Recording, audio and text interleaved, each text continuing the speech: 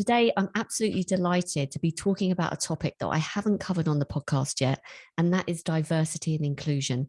And I've invited Tutu Popoola to come and talk to me about it. Now, Tutu owns a people and culture company called Sleek HR.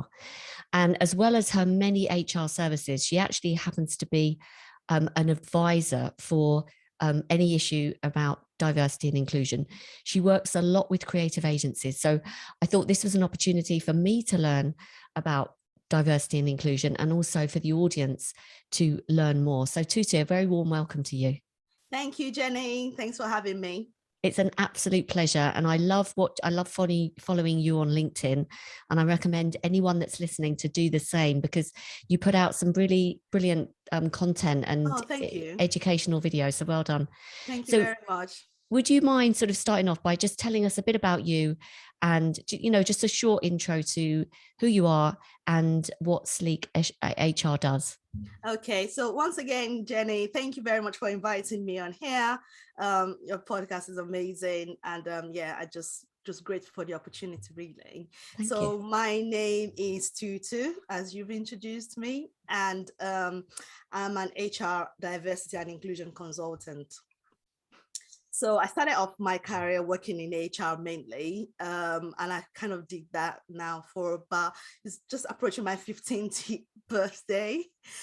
Kind of further down the line, I branched out to also identify as a diversity and inclusion consultant, because although the two are interwoven, it's not exactly the same thing. They're quite different, but there's an element of diversity work in HR, or should I say there should be, because HR is not actually the most diverse industry either, but that's a story for another day. That's another podcast. Exactly. So the work that I do with creative agencies around diversity work is something that I initially stumbled on. So I was doing quite a number of HR consulting for creative agencies, mostly smaller ones. And then the gap was just there everywhere I turned, that there is need for this service. And I started doing, and then that's how I just basically got into it. So what does this actually mean in simple English without going into too much detail? It's just ensuring that, workplaces, agencies are inclusive, and they represent kind of different people from different backgrounds, and that's gender, that's age, that's race, that's all what the law described as protected characteristics in the UK, gender identity, just all of that, just ensuring that there is a representation there for agencies. Now, I've worked with quite a number, and the creative industry as a whole, and this is not me, telling people off, but it's not the most diverse industry, really. And there's a number of reasons why that is. But generally, you would find that, and I'm sure you know all about this already, Jenny, you don't need me telling you, but there is the diversity of age is not there, especially, and you would think that, the creative industry is as old as God knows what, but that is not there. Sometimes there is also the gender issue as well, in terms of people in senior roles, have, not being white male, basically. I think the biggest one probably, or should I say probably not the biggest, but the most obvious one is around race and ethnicity. As things have kind of unraveled over the years, especially in the last, I would say 2-3 years, there seems to be an appetite for that to change, an appetite for change, and the wheels are slowly turning, very slow, but something's happening, I would say. I don't know. I think that answers your question. It does very well. I do talk a lot, Jenny, so you must stop me sometimes. Oh, I love it. Please don't stop. Okay. I was so tempted to dive in there with my own story, of like age. Yes. Because funnily enough, Tutu, I interviewed Danny Turnbull, who's a agency growth consultant, only a few days ago, and he mentioned that his father had said, if you're going to get into advertising, make sure you're out by 30, because You've got your ceiling. Yes, which is a bit sad, really, because 30 It's is sad. like you're just getting into your career at 30, not thinking of getting out.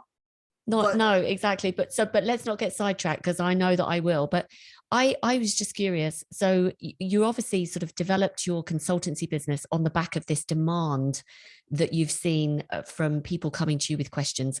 So would you be able to say, what are the typical questions or challenges or queries that people come to you with in terms of this topic? I'll probably say the biggest one is, how can we become more diverse? And when I get that question, is I always ask, what do you mean? You are diverse now? Have you got men and women, non-binary people? Yes, you are diverse. So what exactly do you mean by how can we be more diverse? That's the big one. And then, because agencies say things like, we advertise our jobs openly, we interview everybody that applies, but we just employ the best. And my question is, what do you mean by the best? What are the metrics with which you are assessing people? And when you bring them into your organization, what's the level of progression? And are there diverse people at senior level? Because that role modeling is very important. If I'm coming into an organization as a Black woman, and there are no Black people in middle management, no Black people in senior management, what are the chances that I have, that when I join, I'm going to actually have any career progression within the organization? Interesting. So if I come in, so let's assume that you can't see my color, which I know you can, and I'm just coming in and I'm a woman. No one person is one single thing, but let's leave that to the side for a minute. Let's just say I'm coming in, I'm a woman, and it's all white male in senior management, mid-level. The question that's back of my mind is, why? Where are the women? Where are the women in middle management? Where are the women in senior management? And if I don't see that, if I have to make a choice between two companies, I'll probably not be going with the one that's got no diversity, because I'm thinking 5 years down the line, will I still be basically in the same job? Or will I have an opportunity as a woman to do, work on different projects and progress and, obviously make more money? So that is usually the big, I would say, the most popular questions that people come to us with. But then also, sometimes they're not doing it to be altruistic at all. It's because they are bidding for work, and now stakeholders are asking questions about DEI policy. They're saying, what's your policy? What policy do you have covering diversity and inclusion? So they want that competitive advantage as well, because they've got agencies C and D. They know what they're doing, or at least they look like they do. And they say, oh, we're doing this, we're supporting LGBTQ people, the organization, this is how we're attracting Black and brown people to here, this is the level of progression of our women, this is our gender pay gap. And you're just there, you haven't got any of this stuff. So at some point, it's like, okay, let's find a diversity and inclusion consultant, because we can't afford to keep losing out on big projects. So sometimes that's another reason they come to us. Now, diversity, it's not actually easy, should I say. It's not, because of the politics that surround, talking about the issue of diversity, sometimes people don't necessarily want to do it. So they've avoided it for this long, because you don't want to put a foot wrong. You don't want to say something, and then you trend on Twitter for all the wrong reasons. And then now you're going to release a statement explaining why you said what you said and why you didn't mean it, and you're apologizing or whatever. So I think because of all that drama around it, sometimes people just don't want to bother with it at all. So they just want to find somebody who can just say to them, and they can say to the person, this is what we need, how can you help us? And that's where we get involved. You've covered so much in such little time, and I'm sure there's lots of agency owners listening, or anyone working in an agency sort of nodding their head along about what you've just said. People wanting a competitive advantage, wanting to avoid the conversation, not wanting to put a foot wrong, are seeing that other agencies are doing it, or they're being put pressure on by maybe procurement from a client perspective, saying, well, what's your policy? And we don't actually have one. So where do we start? So fantastic. I love what you said about, if you're looking at a company then, and they're all white males, and I'm joining as a Black woman, what's my thoughts on how I'm going to be progressing within that agency? Yeah. So, wow. Okay. And do you think, are there any legal metrics currently? Because most creative agencies that I'm dealing with lately are independent. So Yeah. anything up to 50 people. So for such a small company, are there any particular like legal requirements yet? So on the issue of numbers, I would say that most of the clients that we work with are around that number. Okay. So it's okay. So you don't need to wait until you have 200 people, employees, to start working on your diversity and inclusion. I think you do it before then. It's much easier for you. So in terms of metrics, so the law, this is where my HR experience comes in. The Equality Act, I'm sure you've heard about many times, talks about different protected characteristics that are protected by law, protected by gender, pregnancy, your race, disability. So I think it's about 8 or 9 that's listed in law. So I would say that's like the general metrics, so to say, but that only really covers, this is where there is a bit of a delineation between my DI work and my HR work. The law says these people are protected and they should have equal access as anybody else would. I'm kind of paraphrasing here, but that basically is the gist of it. However, it doesn't account for things like socioeconomic backgrounds.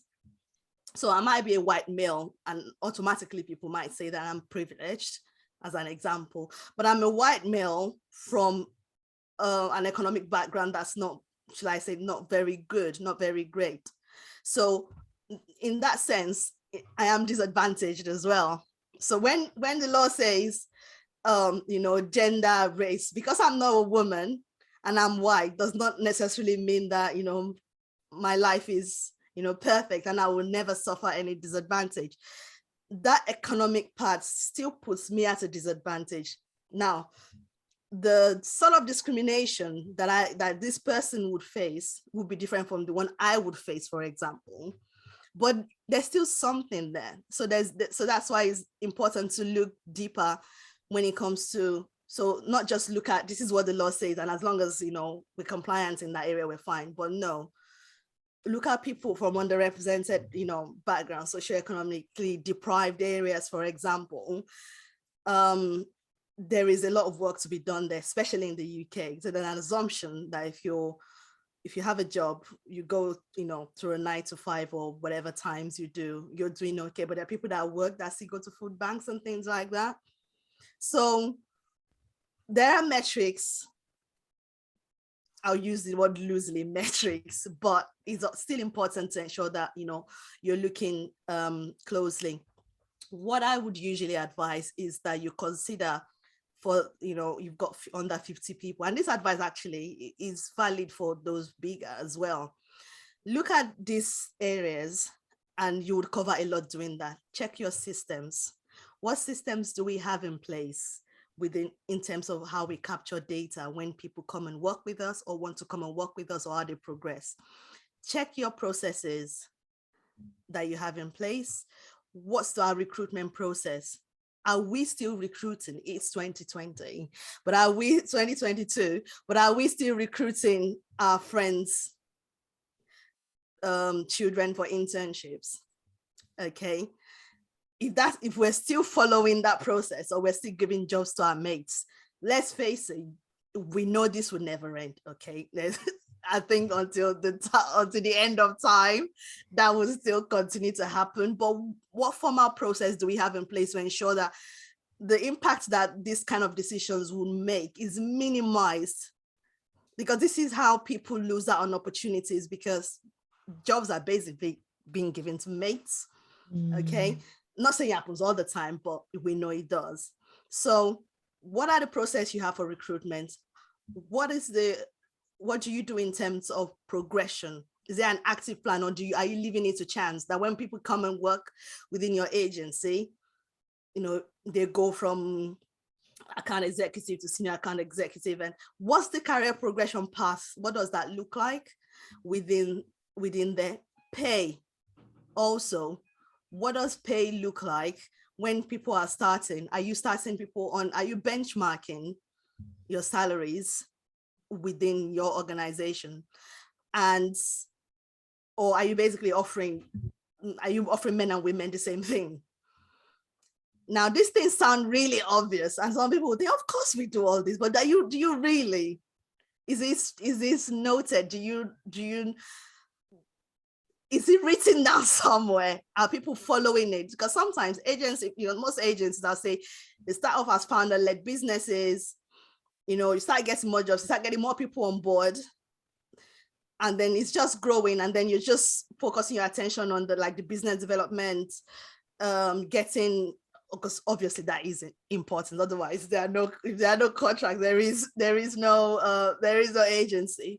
But as you're growing, what are you doing in terms of your making sure that things are documented, processes are in place, you have actual processes, and you're not winging it a lot of the time? A time will come when you can't deal with your HR yourself. As an agency founder, find people who can do that for you, because let's face it, you are one person. Things are going to slip through the net, no matter how great you are. At some point, things are going to slip. So think about your systems, think about your processes, think about your people, and what kind of culture you're creating. Is it all out? I know this sounds really simple, but there are things that, there are the factors that affect diversity, within the creative sector. Also, all your social events in the evenings, for example, okay, and are they all drinking? Are they all about drinking? Now, I have nothing against drinking. I love a drink myself, but these things have an impact. If everything that's social is for evenings, what about the parents in your team?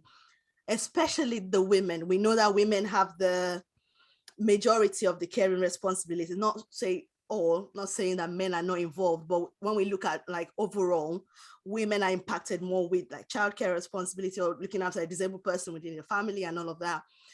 And everything that you do socially is in the evenings. Every single thing. What do you think is going to happen?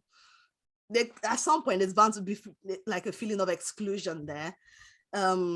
And then if you have people who are religious, so around Ramadan, for example, you've got Muslims within your agency, if you do, and everything is around drinking, again, not a very inclusive environment. Now, I'm not suggesting for a minute here that everything gets changed, and, but consider those things and see how can we have a bit of a mix to make sure that this is a truly inclusive environment, because these are the things that make a difference between attracting diverse people from diverse backgrounds and retaining them. It makes a difference. Somebody who has thought about all of these things is more likely to retain them than if you haven't really given it much thought. I'm not saying that there's any perfect organization, but start somewhere is what I would say.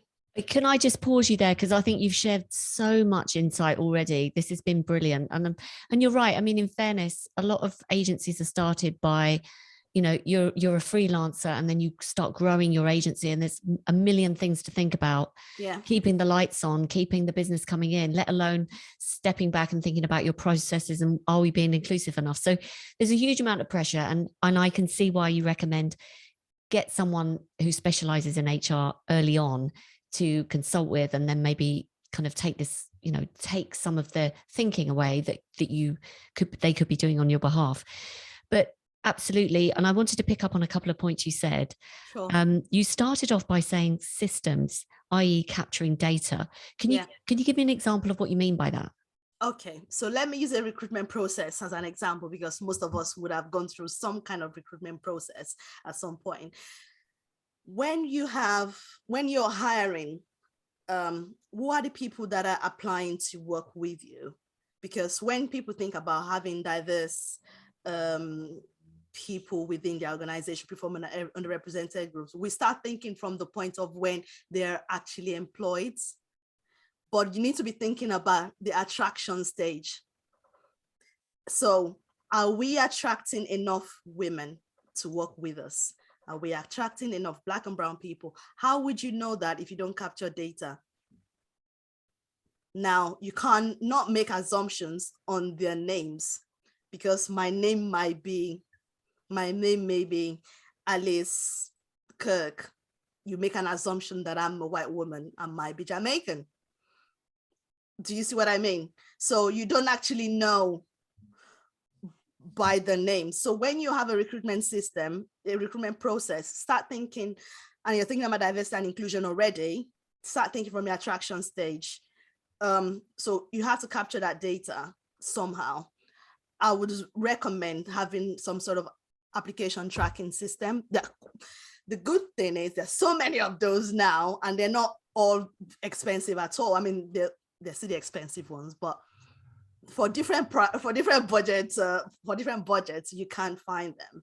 So capture that data, because then you know if we have 50 people who have applied to work with us, and then we would be able to know, we wouldn't always know, but we would know that maybe 15 are from this particular background, because we've asked them that question at that stage. Now, if they make it to the interview stage, then we can then track, did the 15 get through to interview? Probably not. 5 did, good. At what points did we lose that 5? Gotcha. Okay. Gotcha. Do you see what I mean? That's so why you're self-evaluating. You're seeing how good are we, or what's happening in our process. Is there a clear pattern here of any kind of, lack of inclusion? Yeah. So if the 5 people that you got, let's say you've got 5 Black and brown people, and they all 5 drop off at the first interview, you need to be checking why. Yeah, gotcha. Okay. Same with disability. How many disabled people applied to work with us? How do you know if you don't ask the question? So you're saying we don't have disabled people here, or we want to increase the representation of people with disability, but disability, again, is not always visible. If we haven't asked the question, they haven't told us, then how can we make adjustments for them? So naive question alert. Please. Are we allowed to ask people, do you have any of these disabilities? Is that permitted? Oh, you can. Yes, okay. You can ask that question. They don't have to tell you. Okay, but you can ask the question. And also, this is another question. This is what you've just asked. I've answered this question many times. Thank God it's not just me. It's not just you. It's why are we asking? What are we allowed to ask this? You are. It's how you ask it that matters. When you're asking the question, say why you're asking the question. Okay, so say, for example, for disability, we would like to make adjustment to our recruitment process if needed. So we're asking, do you have a disability? Right. Okay, because that would help us, framing along the lines of, this would help us to be able to make adjustments when needed. Okay, now when you ask the question and somebody says to you, yes, make sure you make the adjustments. Okay, so if I'm a disabled person and or neurodiversity, and I've ticked that answer as yes, and then there should be a section underneath that where you can then ask me, what adjustments do you need? Then I can tell you, I need maybe some sort of modified tech to go through this process. It may just be, I need wheelchair access to your buildings. So you need to know if it's a face-to-face one, and I'm coming in, if I'm on a wheelchair, I can actually get in there and I don't have to be carried up the stairs or anything that's so undignified. But if you haven't asked those questions, you don't know. Yes, you are allowed to ask those questions. People don't have to tell you, but you can ask. Yeah, but this is brilliant info, Tutu. Keep going, because this is fantastic. One question about the processes. You said, are we stepping back and thinking, are we just recruiting our friends? do you think sometimes people do that just to avoid recruitment costs? Yes. Does anyone know anyone? It's easy. Let's face it, we're all humans at the end of the day. Sometimes it's just easy. Okay. James, my friend, is looking for a job, or his son's just graduated. I need somebody. This is somebody here. I just offer them the job. It's easy. But the truth of the matter is, how many, 1 year down the line, 2 years down the line, this is how a whole organization ends up looking the same, because your friends are people from your social group. Most likely you have more in common with them than somebody who's going to apply from Sheffield or somewhere who you don't even know anything about. So everything just begins to look very like monolithic and homogeneous in nature, if you see what I mean. So yes, I would agree with you. It's easier to just, offer the job to somebody. Yeah. Brilliant. Okay. And we talked about, talking about inclusivity when you're doing any kind of team building exercises or social events. I mean, I thought that was very insightful. Don't make it always in the evening. Don't make it always alcohol related. Don't make it sports related. If you've got, just being sensitive, I think what you're saying, like, don't not do it, but just be sensitive to it. Yeah. So amazing. This is fantastic. Now, do you want to keep going, or can I start referring to this census that came out? Yeah, please, let's do the census. Okay, because I didn't want to interrupt your flow, because you would it was like, so you're going to carry on, but I just wanted to pause and just say that the World Federation of Advertisers conducted recently, as you told me, a global DE&I census last year. And it led to a charter for change, and it was launched at Cannes Lions this year, which is June. We're recording this in June 2020. So it's around now. And they basically have identified 11 main action areas.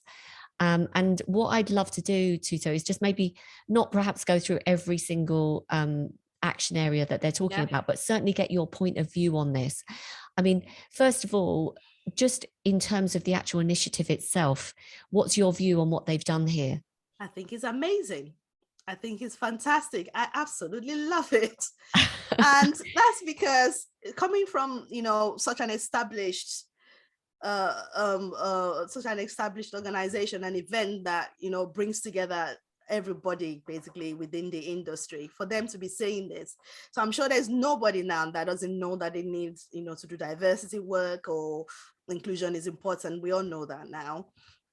But I think it kind of solidifies it again in people's mind, and it then makes it something that you definitely need to look at within your organization. And also clients would also be wanting to ask questions around this. What is it that you're doing? So it kind of lights up the fire a little bit more than it was burning before. So yeah, I think it's great. Great. And the first 4 points actually cover talking about actions for leadership, which is something you brought up at the beginning. And the first point was create a diverse leadership team, which you've already spoken about. And also you've covered understanding and democratizing your company's data. Yeah. So do you want to speak a little bit more about this, and anything about particularly create the leadership team's responsibility for creating psychological safety and support for their teams? Anything that we haven't talked about in terms of the responsibility of the leadership team? Because I'm sure there are leaders listening to this, and it would be lovely to hear from you any kind of further insight that you had for them.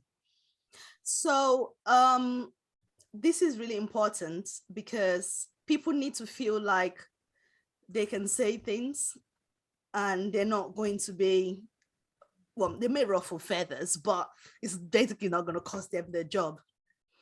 Okay. And that comes from knowing that leadership, how do I put this? That comes because if the leadership is at the forefront of these conversations, and there's transparency on their side, and sometimes this transparency can just be as simple as, look, I don't know enough about this. So I think sometimes there's a lot of pressure and I observed this when the old George Floyd issue happened, okay, when he was murdered, that a lot of organizations wanted to do something, or they were coming out, or leadership teams felt the pressure to be able to address their team, around this, and they didn't know what to say, because they don't want to say the wrong thing. And a lot of us were also getting our heads around, what's just happened. And it was like a global explosion. So sometimes you need to be vulnerable, which for some leaders is really difficult, by saying, I don't know much about this right now, but I want to hear your experiences having worked with us. What's your assessment? How do you think we are doing as an organization? You're not going to love everything you hear. In fact, you might not even like majority of what you will hear. But conversations like that would create that, psychological safety, where people think, okay, since you've asked, now when they then tell you, don't be defensive, and try and immediately don't listen to defend your position. Take it as feedback. I always say that feedback is a gift. Okay, might not be a wanted gift, still a gift, but is a really good opportunity for you to listen to what your team is saying and be able to then act on it. Not to say you're going to be able to do what everybody wants. That would be really difficult. In fact, it might be even impossible. But you would then ensure that whatever strategies you're putting in place, if you then want to go down the route of having, of an initiatives, it would be the right one, because you've actually listened. That active listening is very simple, but it's also very difficult, because sometimes employees might say something, but because they don't understand the full picture of what you see, but they don't see, you might want to quickly jump in and say, oh, no, that's not true. This is not what we do. No, resist the urge to do that. Just listen in that moment and go and have a think about it. Sometimes this facilitation of this kind of conversations, you need to bring somebody in to do it for you, because they would need to be able to hold space in that moment. And just allow people to express themselves and then guide the conversation in a way that is safe for everyone. Okay, when I say safe, I don't mean acceptable. I don't mean that we're all going to love it, but it's really important to do that work.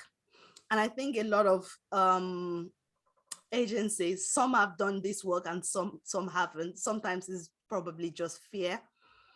Would you, I mean, two questions really coming out of this. Do you think typically agencies do this, carrying out some kind of formal feedback loop with their staff? And if they do you think in the majority of cases they attempt to do it themselves rather than getting an external person to do it? So I wouldn't say they always do, but then I think that's representative across other industries as well. So I'm not knocking anybody now. It's not an easy thing to do, and even I would tell you that, up front. Now, the way that they might have gone about it, from what I've observed, is around particular events. So Pride Month, for example, sometimes they might put out some communication, because everybody would changing their logo to the rainbow. And also during, I don't know what's going to happen for Black History Month this October, but I'm looking forward to it. They might publicize, like 2 years ago, it was the Black Squares that everyone was posting on their social media, pages.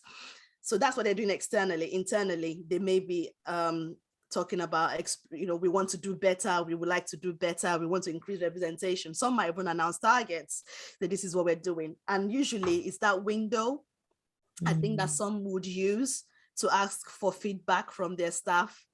Usually, I've probably seen one open conversation about it. I've seen it once or twice. Usually they ask for feedback. It's not something that's kind of discussed openly, within the team. That also might be because of culture.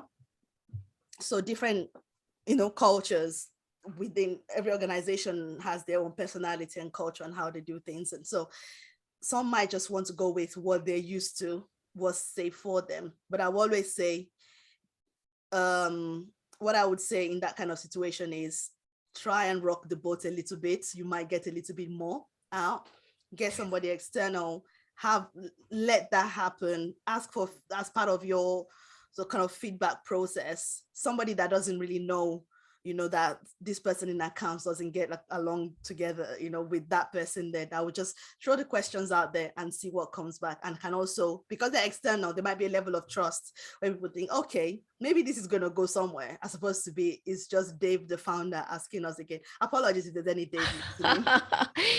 Oh, you're so good. I think this is fantastic. And I think you're going to get such more rich information from your team if they're talking to an external person, because the point you said about, for these Black Lives Matter days, or Black awareness, or the rainbow for the LBGT, if your company is putting out any kind of social media, but as a person working inside your agency, that there's problems and they're not diverse and they're not open-minded, or there is it's kind of a bit crass, isn't it? And it's a bit inauthentic. So that's gonna wind you up even more. Yeah. And by asking people for feedback, at least you get the opportunity to vent a little bit. I suppose Tutu, I've been in enough toxic agency environments, and maybe I'm coming at it through a little bit of a lens here, so sorry, but there's these conversations that I had between team members, that you kind of know these individuals within the senior management team and the way of working and their behaviors, and what they say to the external world isn't how they are internally, and how they treat people, for example. So I think I think this is great advice. Yeah, I think that happens. The same thing with mental health as well. Mental health awareness. We're posting about mental health, mental health tips. We're supporting this charity. And there are people working with mental health challenges in-house in your company. They're crying because they've been working on a pitch for 24 hours and someone's saying, well, what are you going to be in the office at 9 tomorrow? Exactly. They work late. You expect them to come very early. They're asking for adjustments to the way they work, just to accommodate, their mental health and all of that. And you're not making that adjustment or you're saying, oh, this is what the client wants, or you have a client that's clearly bullying your account exec, account manager, or whoever, and this is having an impact on their day-to-day life, and you're not giving them that support that they need. Or that this is where your work should start. The people that actually work with you. Listen, before you post it on your Twitter page, before you put it on Instagram, think, pause. This is Mental Health Awareness Week. We're about to talk about this. How have we supported the mental health of the 15, 20, 40 people that work with us? What are we doing to support them? Then you post. I think maybe there's this lack of self-awareness. I think maybe there needs to be a self-awareness day of some kind, because I think I'm kind of laughing only because I'm kind of being triggered by this conversation, because I'm sorry. No, not at all. I think it's just the reality and paying lip service to something, and then the reality of what actually is happening and their behaviors. And I suppose the other thing too, I work very closely with a lot of account managers. I get very close to them, and they share things with me. Yeah. And not only do they not get asked for their feedback on an irregular basis, they're not even supported. Then they don't have that feedback loop where they tell me stuff, but they're kind of worried about telling their boss or senior management team, and it breaks my heart, actually. So this is really good advice. So anything else that we haven't talked about around kind of the role of the leadership team? I think that diverse leadership team, having representation there, I think is really important as well. Look at your leadership team and who are the people there. Now, sometimes when we say things like this, the first thoughts might be, for some people might be, well, I can't sack them to replace them with, True. So I'm not suggesting that you go and think, okay, 4 white males, I'm going to fire 2 and employ 2 women. No, this is not what we're saying. What we're saying is that when an opportunity opens up, think about who you're replacing them with. Are you basically recruiting like for like again? Now, also look at the people just below them in terms of hierarchy, because I don't think anybody is below. In terms of, what is the pipeline that you have within your organization? Is there an opportunity for progression for people onto the next level? Because sometimes when you have, the leadership team, there's really not much chance of people growing into that role from like a little bit more junior roles. And once one person leave, we immediately, helicopter people in from outside. But what about your homegrown talent? And if you think that they're not ready for that role, why are they not ready? Sometimes the answers you get to that question is quite revealing. It might be people who just decided that at the moment I'm already working 60 hours. Okay. If you're saying to me, there's an opportunity for me to step up, how many hours am I going to be working? I have caring responsibility. I have young children. I have a disabled a person that I look after within my family. I can't work more hours than I'm already working. So it kind of goes again to the heart and the culture of your agency, how you are looking after your people. And these things is very challenging. So I was saying to you earlier, to just look at one thing without it feeding into, all the other different things as well. If people are not ready to step up, so how can you support them, for this to happen? And think about maternity, for example, maternity pay. Okay, anytime I see an announcement on LinkedIn or somebody saying that they got promoted when they were on maternity leave, it just makes me happy. Or they've just come back from maternity leave and they have, been able to step up, or how their company has supported them. Sometimes you look at these things as the fluffy stuff, but this is part of how you build your diversity within you're keeping moms or dads or people who have careers within your company. It would enrich your brand because they have a separate life outside of, not saying that we don't all have lives outside of work, but what they will bring, the richness that they will bring into your culture is different. It's just that it just gives that little bit different. It makes it a little bit more exciting. So yes, sometimes you might say these things are just pink and fluffy and it's not the real stuff that we do, but is it not, or is it? So you're saying make sure that you're looking internally as well. And also, I think the other thing that I've picked up just recently actually is when you're perhaps looking to hire from the outside, think about your team that you might be recruiting for the role that someone is in line with, but you just haven't even considered them. Like you're saying, make sure you're thinking about how that's going to make them feel, because that is the quickest route to demotivation I've ever known. Yeah. If suddenly someone else appears and you think, well, that was my career path. So you're right. Make sure that they are given a Give pathway. them an opportunity. And even if you think that they're not ready, they might not be ready now. They might be in 12 months, but why are they not ready now? And how can you support them to be ready? To that point, Tutu. So we've got this, this is going a little bit micro now, but I get a lot of agency owners asking me this question. I'd love to hear your view on this. I'll try.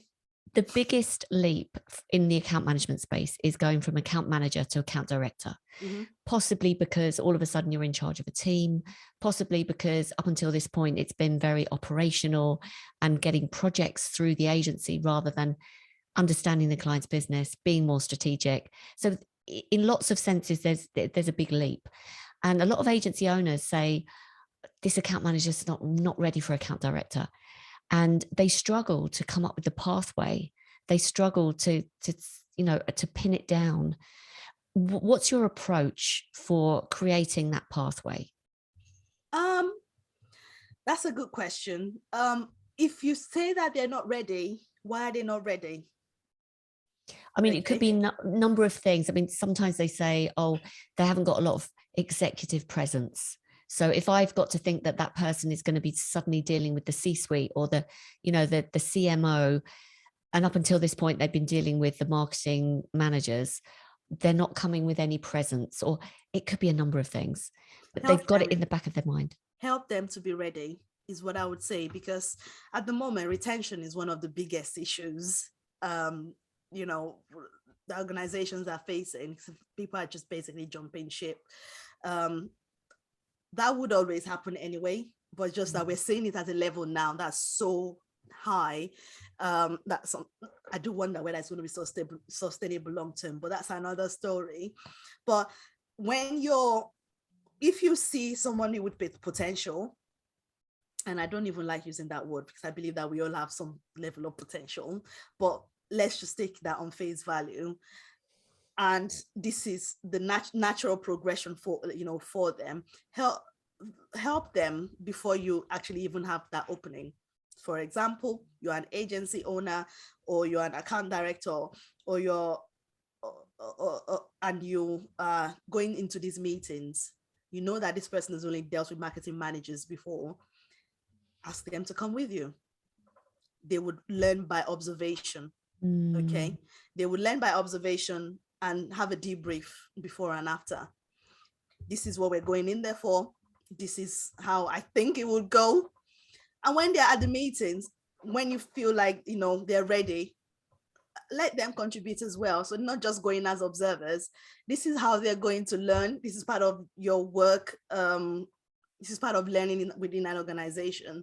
Let them observe you doing those things. Let them observe senior people doing those things. So when you have people on at the leadership team, when they're networking as well, do it with your team. Bring them along on your journey as well, because the time is coming when you're not going to be able to do everything depending on the rate of your growth, but because you prepared them for that time, they're ready to step into those roles. But if you basically keep everybody in there at their own level doing their own thing, and then all of a sudden you've got this huge gap, and then you then expect them to just kind of come in and do it, it's going to be challenging for them. I think that's really practical advice. Come in, be the observer. Let's have a pre-meeting plan. Let's conduct the meeting, and then let's have a debrief. I think that also points to the systemization of internal meetings and external meetings. And as part of my program, we have a pre-meeting plan template where you're able to all get on the same page, make sure everyone has a role and a responsibility in that meeting. And also, who's the client? Have we done any research? What are we anticipating the questions being, et cetera, et cetera. So I love that you've pointed to a very practical approach to helping them develop. Yes. I also like the what I've seen of your accelerator program as well. So that's a bit more formal type learning process that they can go through. So something like that, and also similar type of programs will be really useful in terms of helping people, developing your people. So it's not just about, so wouldn't it be great, you have somebody join you, as an intern, and then they've kind of just progressed through the rank and they've built with you. There's a level of knowledge that those kind of people have that somebody new coming in wouldn't have, because they understand the old DNA of the organization. Why would you want to lose that? Just like that, and because people just leaving because they can't really progress.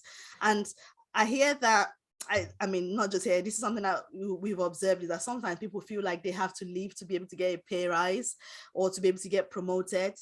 That would always happen. Okay, not much you can do to change that, but sometimes there is a place for developing talents that you already have, and making sure that there's that clear progression path for them, within your organization.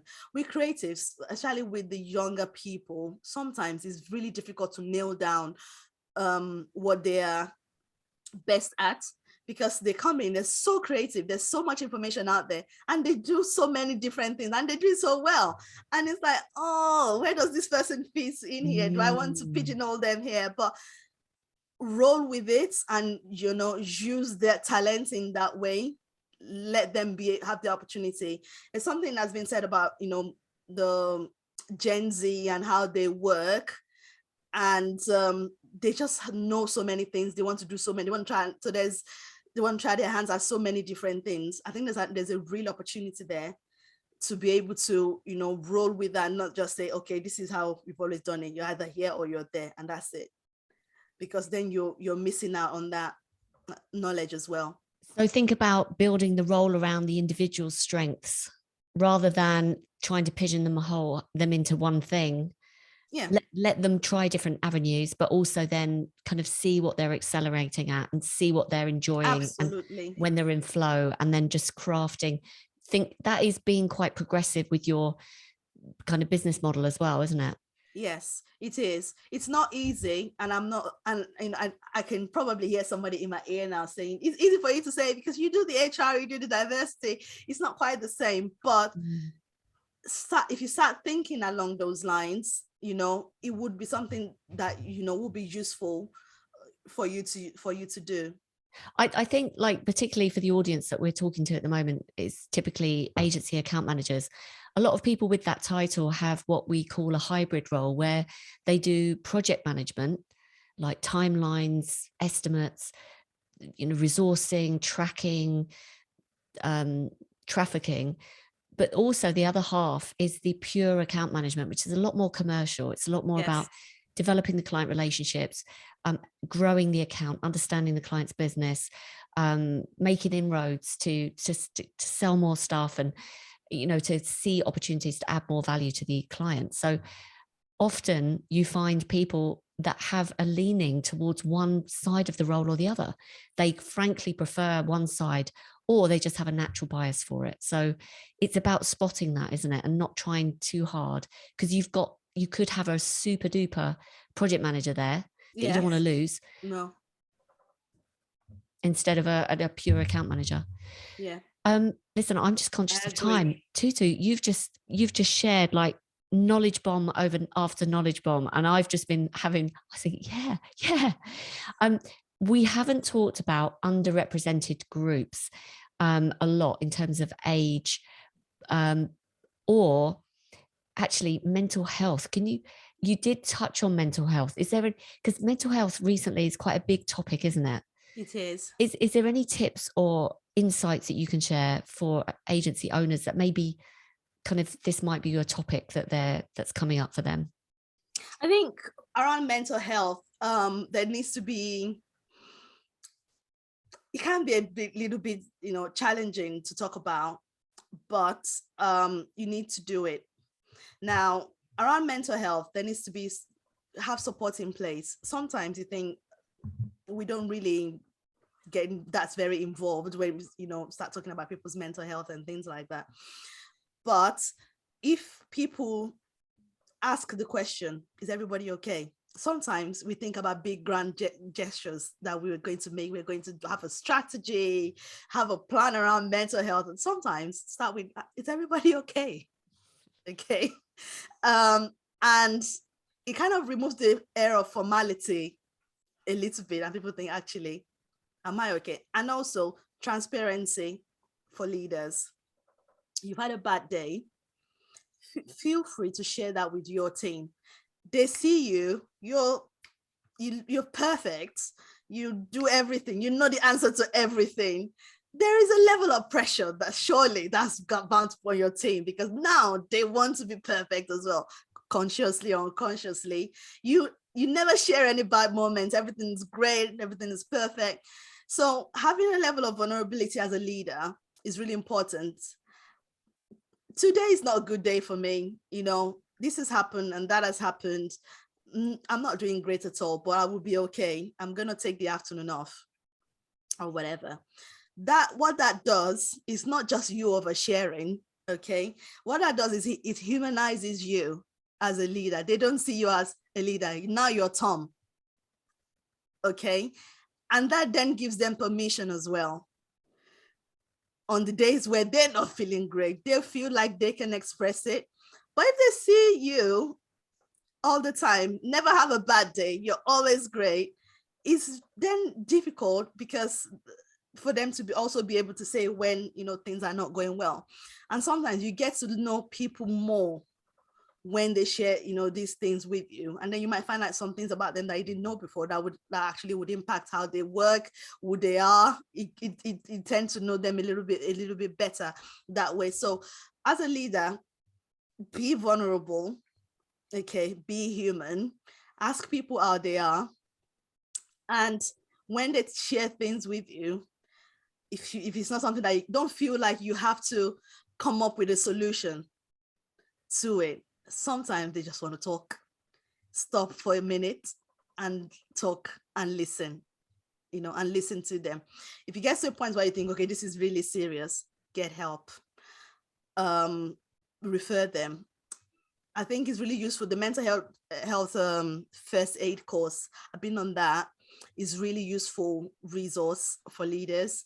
So think about, people within your company that can go on that. You don't need to be super big to do that. It doesn't cost that much. What they do is they learn strategies on that course, how to listen, how to, when people come to speak to you, how to hold space for them when they want to discuss their mental health and all of that. So, and it doesn't need to be HR that does this. It can literally be colleagues, within. So invest in that, and then signpost people when need, and then promote it within your team to say, oh, we have 2 mental health first aiders. If anybody wants to talk, come and speak to me, or if you prefer, go and speak to these 2 people. You will be surprised at the things that happen when you do that. You also empower your team as well, because they then know that, okay, you really care about this stuff, and then they want to be a bit more open, and things don't get to crisis point when it then gets really challenging, and then everyone's running around trying to find a solution, or people are taking 6 months off work. If there are things that can be done before then yeah, it needs doing, putting some investment behind it if you can. Great advice. Thank you so much. I'm so glad I asked that question, because that was super helpful to anyone listening, I'm sure. So thank you so much. Listen, I have taken so much of your time. This time has just gone I can't like believe that. how long we've been talking. You are. This is what I told you. I warned you at the beginning. Or I tried to warn you. You're so easy to talk to, Tutu. You're absolutely delightful. So this has gone really fast for me. Is there anything that we haven't covered that you would like to add, just as a parting piece of advice for agencies, or any topic that we haven't covered that you think that is really, really important that we share before we wrap up? Okay, so few things. First one, the world of diversity and inclusion is very layered, okay? And it's not always about what's visible, and it's not always black and white. So when we talk diversity, when we talk inclusion, when we talk equity, it's not just about having more black and brown people, although within the creative industry a lot more can be done about that. But it's very layered. But I would say take some time to educate yourself on this, and also particularly around your systems and your process within your organization, what you do within your agency. And try not to worry too much about, having a bit of a misstep. And then because of that, just avoiding it altogether. Okay, sometimes we are going to get it wrong. And that's part of the learning, actually, is that we get it wrong, and then we think, okay, what is the right way? And then we learn. For example, with the LGBTQ plus community, sometimes I might say some things and somebody will correct me. Then I say, great, thank you. Tell me more. Okay, then next time I know better. Do you see what I mean? But then if I avoid it altogether, then I don't learn anything. So just use that as an example. Yeah, just start somewhere. Usually start somewhere. You would find that as time goes on, it would grow, and then it will kind of filter into kind of different areas. But start somewhere. If you're not sure where to start from, ask your team, get external advice. There's always help available. And to that point about getting external advice, if someone has listened to this and thought, oh my goodness, I could really do with talking to Tutu about my particular situation, how can people get hold of you, Tutu?